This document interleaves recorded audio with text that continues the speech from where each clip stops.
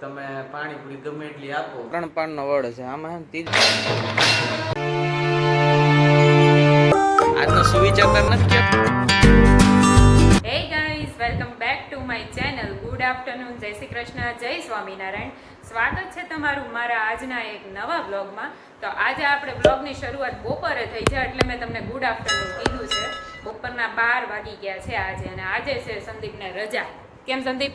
Yes, તો બધાને good afternoon, જય શ્રી કૃષ્ણ. તો આજે આપણો છે રજાનો દિવસ ને આજે છીએ ઘરે. તો મોનિકા, આજનું શું છે જમવાનું? જમવામાં છે સ્પેશિયલ પાણીપુરી. ઓહ, તો તારે નોન સ્ટોપ આજ તો ખાવાની છે ને? હા, 2 ટાઈમ ખાવાની છે આખો દિવસ. કાલ વધે તો કાલ હોત ને ખાઈ લેવાની. લેડીઝને કેવું હોય, તમે પાણીપુરી ગમે એટલી આપો એના કરી ખાધા જ કરે, અને પછી 2 દિવસ દિવસ તોય ખાઈ લે. એટલે તમે જેન્ટ્સ બિલકુલ નથી ખાતા? અમે ખાઈ પણ માપની ખાઈ, તમારે જેમ ન ખાઈ. અમને બહુ ભાવે એટલે ખાઈ લઈ.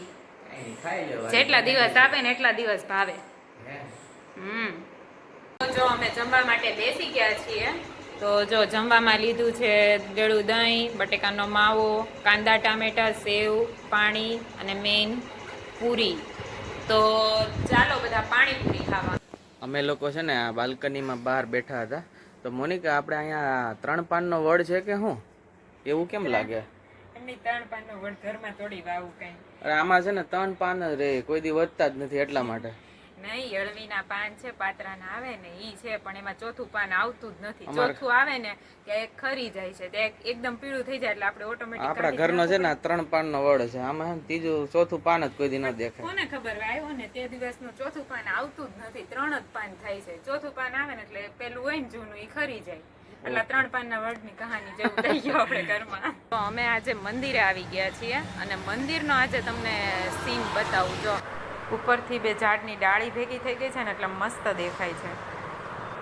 તો જો આપણે છે ને મંદિરની વચ્ચેથી એન્ટ્રી કરી છે, નથી મેઇન ગેટેથી કરી ને નથી પાછળના ગેટેથી કરી.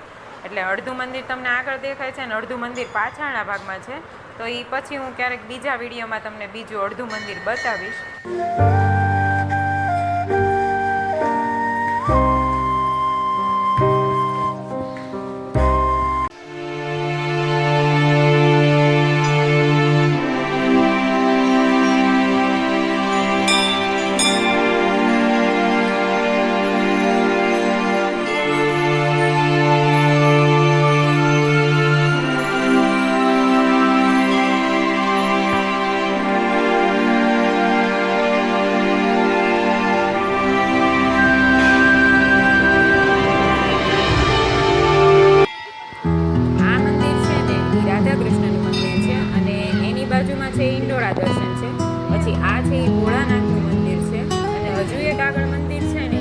દાદાનું મંદિર છે.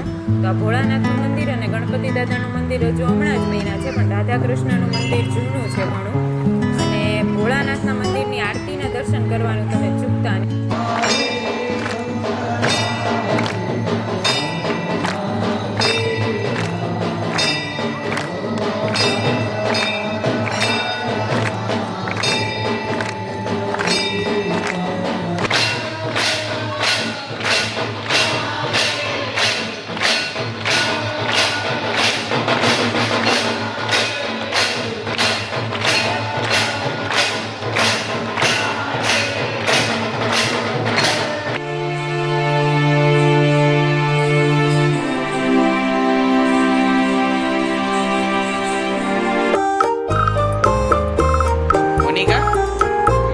સુવિચાર તાર નથી કહેવાનો?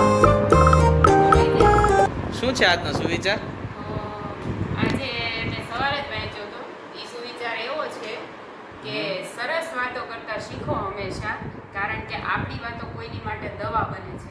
જેમ કે એનો મતલબ એવો છે કે ક્યારેક એવું થાય, કોઈ વ્યક્તિ દુઃખી હોય, પરેશાન હોય કે ડિપ્રેશનમાં હોય, તો આપણે કોઈ વખત એવા વ્યક્તિ સાથે વાત કરીએ તો હંમેશા આપણે કોઈને સારી વાત જ કરતા હોય તો ક્યારેક એના શબ્દો આપણા માટે મોટિવેશન સાબિત થઈ શકે, એની જિંદગીમાં પોઝિટિવિટી આવી શકે. એટલે હંમેશા કોઈ સાથે વાત કરો તો સારા શબ્દો વાપરવા જોઈએ ને સારી વાતો કરવી જોઈએ.